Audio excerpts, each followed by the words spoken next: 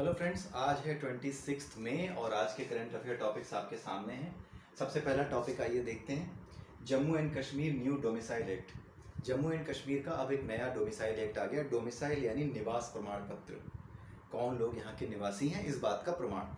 ठीक है, तो डोमिसाइल उसी को कहते हैं। अभी तक जम्मू एंड कश्मीर में जो सर्विसेज, सिविल सर्विसेज के एग्जाम होते थे या फिर किसी भी तरह की जॉब के लिए आप अप्लाई करते थे तो उसके लिए आपको जम्मू कश्मीर का सिटीजन होना जरूरी होता था।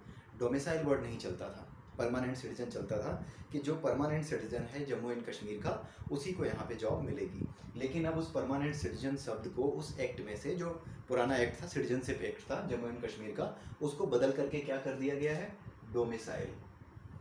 ठीक है, लोकल रेजिडेंट, डोमिसाइल जो वहाँ के हैं। पहले क्या था, पहले था ये परमानेंट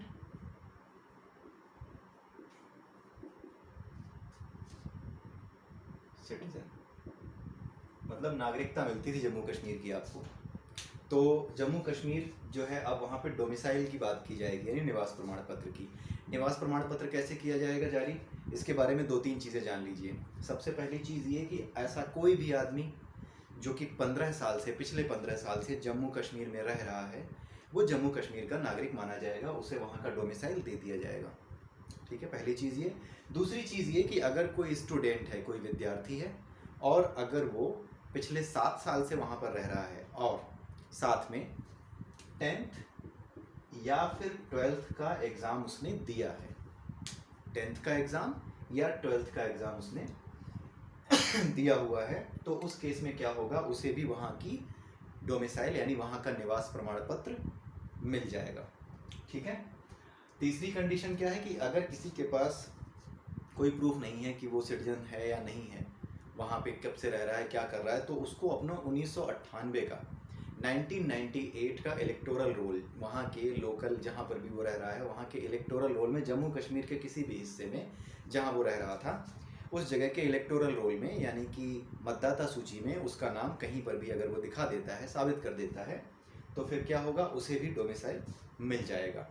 ठीक है, ये 3 कंडीशन इंपॉर्टेंट है बहुत ज़्यादा। चौथी कंडीशन ये है कि अगर मान लीजिए जम्मू कश्मीर का कोई आदमी है जो किसी वजह से, जैसे मैं जम्मू कश्मीर का अगर रहने वाला हूँ, ठीक है, मेरे माँ बाप जम्मू कश्मीर में रह रहे हैं और मैंने क्या किया कि जॉब की वजह से भारत में मुझे जॉब मिल सकती है। आपको पता होगा जम्मू कश्मीर के लोगों को भारत में जॉब मिल सकती है, लेकिन भारत के लोगों को जम्मू कश्मीर में नहीं मिल सकती थी। अब ऐसा नहीं है, पहले ऐसा ही था। मान लीजिए कि मैं जम्मू कश्मीर से निकला, अपने माँ बाप जम्मू कश्मीर में रहते हैं, और उसके बाद मैंने क्या किया, दिल्ली आकर के या फिर भारत के किसी भी प्रदेश में आकर के जॉब कर ली। जब मैंने जॉब कर रहा हूँ तो मुझे जम्मू कश्मीर से दूर रहना पड़ रहा है, तो मुझे क्या नागरिकता मिलेगी, मिलेगी तब मिलेगी जब मेरे पेरेंट्स इस शर्त को, जो पहले मैंने बताई है 15 साल से रहने वाली, इलेक्टोरल रोल वाली, इन शर्तों को पूरा करते हो तो। ठीक है, तो ये कंडीशंस हैं जिसकी बेसिस पे क्या होगा कि आपको नागरिकता मिल सकती है। ठीक है, 10th और 12th का सर्टिफिकेट वाली बात, और वो 15 साल वाली बात, और वो 98 के इलेक्टोरल रोल में एनरोलमेंट की बात, ये 3-4 चीज़ें याद रखिएगा। इससे और क्या होगा, इससे और ये होगा कि जम्मू कश्मीर में जो पाकिस्तान की तरफ से, जो वेस्टर्न पाकिस्तान यानी कि जो पश्चिमी पाकिस्तान की तरफ के लोग हैं, जो किसी वजह से रिफ्यूज़ी बन कर के भारत में जम्मू कश्मीर के हिस्सों में आकर के रहने लगे थे, उनको भी इस एक्ट के बाद, डोमिसाइल एक्ट के बाद, ये चेंज हुआ है, इसके बाद उन्हें भी जम्मू कश्मीर की नागरिकता मिल जाएगी। यानी एक तरीके से वो जम्मू कश्मीर के नागरिक हो जाएंगे और भारत के जो द्वारा जो सुविधाएं दी जाती हैं जम्मू कश्मीर को, वो सारी सुविधाएं उनको मिलती रहेंगी। ठीक है, तो ये चीज़ है। तो इस तरीके से ये परमानेंट सिटीजनशिप वाला रूल काम करेगा, इसको याद रखिएगा। अभी रिसेंटली ये चेंज हुआ है। ठीक है, डस्टर कहाँ है,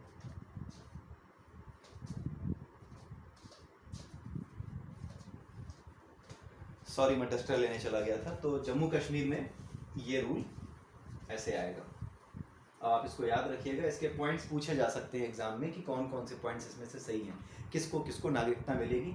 और सबसे बड़ी बात कि अब भारत में कितने राज्य और कितने केंद्र शासित क्षेत्र रह गए हैं, क्योंकि इसकी बाउंड्री बदलने के बाद और जम्मू कश्मीर एक यूनियन टेरिटरी बनने के बाद भारत में राज्यों और केंद्र शासित क्षेत्रों की गिनती में परिवर्तन हुआ है। वो कितने हो गए हैं ये याद रखिएगा। छोटे एग्जाम्स में, यूपीएससी या यूपीपीसीएस में तो नहीं, जो छोटे एग्जाम्स हैं, या यहाँ तक कि यूपीपीसीएस में भी या लोकल उसमें भी आ सकता है।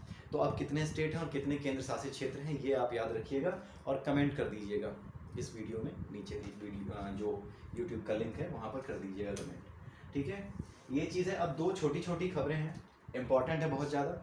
कॉन्फ्लिक्ट विद नेपाल ओवर काला पानी। काला पानी का नाम आप बहुत दिनों से सुन रहे होंगे। काला पानी एक ऐसी नदी है जो कि पहाड़ों से, जो हमारा हिमालय है उसकी किसी चोटी से जाके निकलती है वहाँ से, और वो चोटी जो है लिम्पियाधुरा नाम की एक जगह है जो नेपाल में पड़ती है।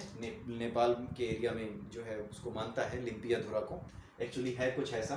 ये रहा हमारा उत्तराखंड, ये उत्तराखंड का एरिया है, और यहाँ से जो है यहाँ पे कुछ ऐसा सा है, और यहाँ से ये नेपाल सटा हुआ है। ये रहा नेपाल, ठीक है। ये बड़ा सा एरिया ये सटा हुआ है, ठीक है।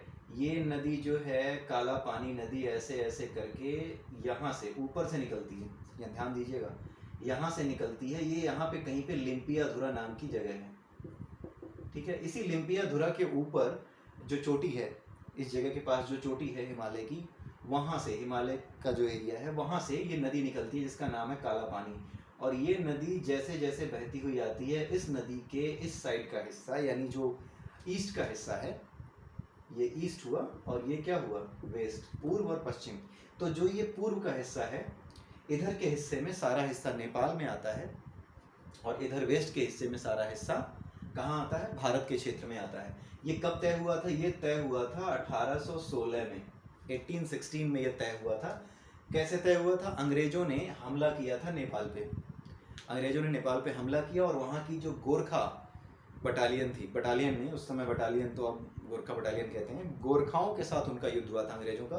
गोरखाओं ने नेपाल को छीन लिया गोरखाओं से, और नेपाल के बहुत से हिस्से, पिथौरागढ़ और ये सारे जितने भी आसपास के एरियाज आप देखते हो, उत्तराखंड, ये सब पहले नेपाल में थे, ये सब छीन करके इंडिया में शामिल कर लिए जो अंग्रेज थे उन्होंने, ठीक है।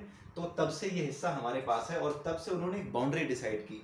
बाउंड्री डिसाइड करते समय उन्होंने क्या कहा कि ये जो काला पानी नदी बहती है, उस काला पानी के वेस्ट साइड में जो भी है वो क्या होगा, भारत का होगा, और ईस्ट साइड में जो भी एरिया होगा वो चाइना का होगा। अब समस्या कहाँ आ रही है, अब ये वाला जो एरिया आपको दिखाया था मैंने ना, इस एरिया को थोड़ा बड़ा करके दिखाते हैं।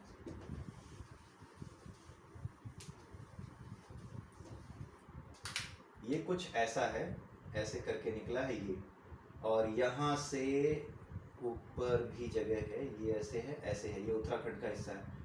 यहाँ से नदी निकल रही है, और यहाँ पर आकर के वो जमीन पे आ जाती है। ये पहाड़ है, ये वाला जो एरिया आप देख रहे हो जहाँ से नीचे उतर रही है, पहाड़ है। अब इंडिया क्या कहता है कि जहाँ पे ये नदी जमीन पर आती है, मैदानों में उतरती है, प्लेन्स में उतरती है, वहाँ से इस नदी को माना जाता है कि ये नदी हमारे एरिया को बांटती है। मतलब भारत और नेपाल की सीमा का बंटवारा नदी के उस बिंदु से होता है जहाँ ये नदी नीचे उतरती है जमीन पर। लेकिन नेपाल ये कहता है कि जहाँ से ये चोटी से ऊपर से निकल रही है ना, उसके इधर वाला एरिया अगर आप ध्यान से देखोगे तो वो कहता है कि उसके इधर वाला एरिया जो तुम उत्तराखंड में कहते हो, असल में संधि के अनुसार जो कुछ भी काला पानी नदी के इधर है वो हमारा है। जबकि तुमने ये एरिया क्या कर रखा है, अपने पास ले रखा है, तो यहाँ पे किसी तरह का कंस्ट्रक्शन आप नहीं कर सकते। और लिपुलेख दर्रे के लिए जो रास्ता बना था, जो सड़क बन रही थी, उस सड़क को इंडिया ने यहीं पास में से कहीं निकाला है। हालांकि जो विवादित एरिया है उसमें से भारत ने कुछ नहीं किया है, लेकिन फिर भी वो क्या है, इस बवाल को लेकर के कि हाँ ये तो विवादित एरिया में आता है, तो आपने उसके आसपास बना भी कैसे दिया, अभी तो डिसाइड ही नहीं हुआ कि कौन सा एरिया हमारा है, कौन सा, ऐसे कैसे पता चलेगा तुमने कहाँ से निकाल दिया है। तो वो डिप्लोमेटिक है, चाइना भी इन्वॉल्व है, आप पीछे से जानते हो, कह कुछ नहीं सकते राजनीति में, पीछे से सब होता रहता है, ठीक है। सामने मुंह के कुछ आपके ऊपर सामने से कोई आरोप ना लगा सके, आपकी नीयत जानता हो। आजकल लोगों को इस चीज़ में बड़ा मज़ा आता है कि लोग आपकी नीयत जान रहे हैं, सामने वाले की नीयत जान रहे हैं, फिर भी सामने वाले को इस चीज़ का मज़ा आता है कि नीयत तो जान रहा है, बेटे कर क्या लेगा, इसमें बड़ा मज़ा आता है। तो यही खेल चाइना खेल रहा है इस समय, ठीक है। और ऐसे ही लोग बहुत बुरी तरह से मुँह की खाते हैं, और ऐसे ही लोगों की वजह से बड़े विनाशकारी युद्ध हुआ करते हैं, ऐसे ही लोगों की वजह से। महाभारत में आपने शकुनी को देखा होगा, ऐसा ही आदमी था, और बाद में बैठ के रोते हैं कि सब मरवा दिए। अरे मरने वाले काम ही कर रहे हो, मरवा क्या दिए, ठीक है। तो ऐसा है, तो हो क्या रहा है, बवाल का कारण क्या है, यहाँ से जो नदी निकल रही है, नेपाल ये कहता है कि हम इस नदी को यहाँ से मानेंगे, तुम यहाँ से मानते हो, हम यहाँ से मानेंगे। तो तुम जब यहाँ से मानते हो तो हमारा तो मानना यहाँ से है, तो ये जो एरिया है जो तुमने ले रखा है ये हमारा है, ये तुम मत लो, यहाँ पे कोई कंस्ट्रक्शन नहीं कर सकते। तो इसी चीज़ को लेकर के प्रॉब्लम हो रही है।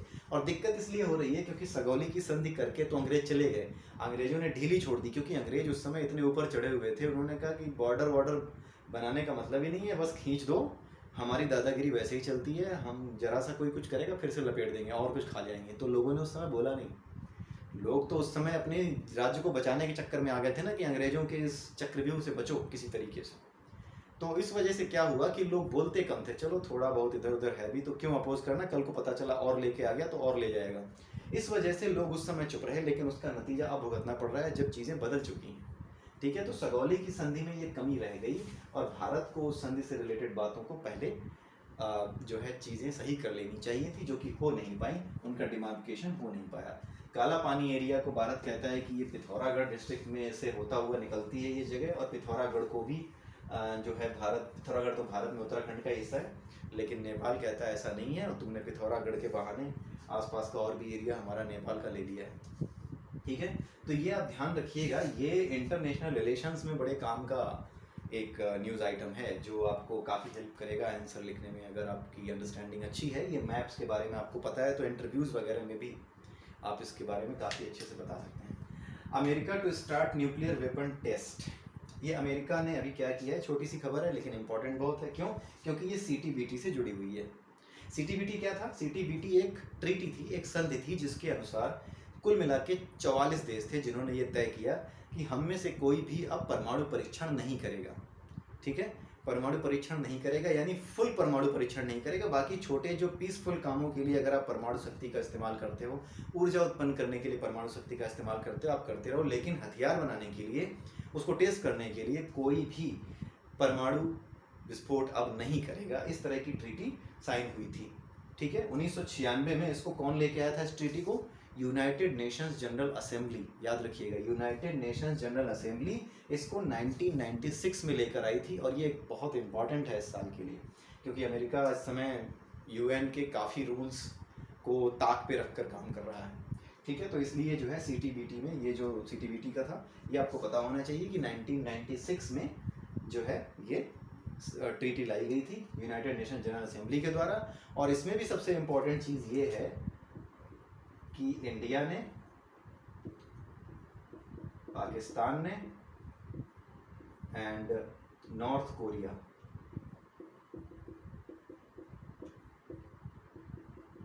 इन 3 देशों ने इस CTBT पे साइन किया ही नहीं।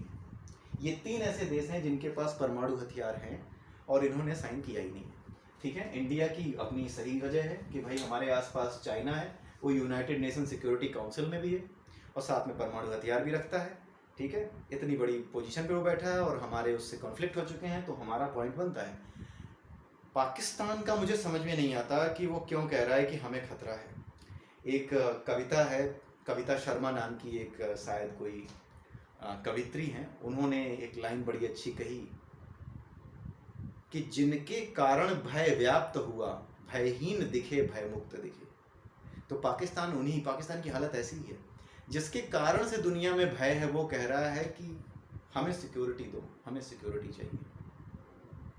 ये हालत है। तो पाकिस्तान ने क्यों नहीं साइन किया मुझे समझ में नहीं आता। तो वो पता नहीं उनके पास क्या है, घर में फुकनी नहीं है, अब हम चलाएंगे। ठीक है, बंदूक चलाएंगे, फुकनी नहीं है घर में। ठीक है, ये हालत है इनकी। अब हम देखते हैं इसमें और क्या जानने लायक है। अमेरिका अगर ये टेस्ट करेगा तो 1992 के बाद ये पहली बार वो टेस्ट करने जा रहा है दोबारा से। इसमें क्या है जानने लायक, इतनी बातें थी जो मैंने बता दी आपको कि ये जानने लायक है। इंडिया ने साइन नहीं की, पाकिस्तान ने साइन नहीं की, नॉर्थ कोरिया ने साइन नहीं की। और CTBT कब एग्जिस्टेंस में आया और क्यों ये आया। इसमें जो इम्पोर्टेंट चीज़ है वो ये है कि ऐसा करने से पूरी दुनिया पे क्या फ़र्क पड़ेगा। क्या दुनिया में जो शांति का माहौल स्थापित करने के लिए UN जैसी संस्था आई थी, क्या इसका प्रभाव इतना कम हो जाएगा कि आने वाले युद्ध को शायद ये टाल ना पाए, या आने वाला युद्ध अगर कोई संभावना बनेगी तो क्या कोई इसकी बात मानेगा। ठीक है, क्योंकि पहला विश्व युद्ध जब हुआ था तो उसके बाद 1920 में 1920 में ऐसा ही एक संगठन बना था जिसका नाम क्या था, लीग ऑफ नेशंस। अगर आपने पढ़ा हो तो आपको याद होगा, लीग ऑफ नेशंस उसका नाम था, जो 1920 में 1920 में बना था। लेकिन जब दूसरा विश्व युद्ध हुआ तो दूसरे विश्व युद्ध के बाद क्या हुआ, ये बना यूएन। 1920 में जो लीग ऑफ नेशंस बना था वो पहले विश्व युद्ध के बाद दूसरे विश्व युद्ध को टाल नहीं पाया।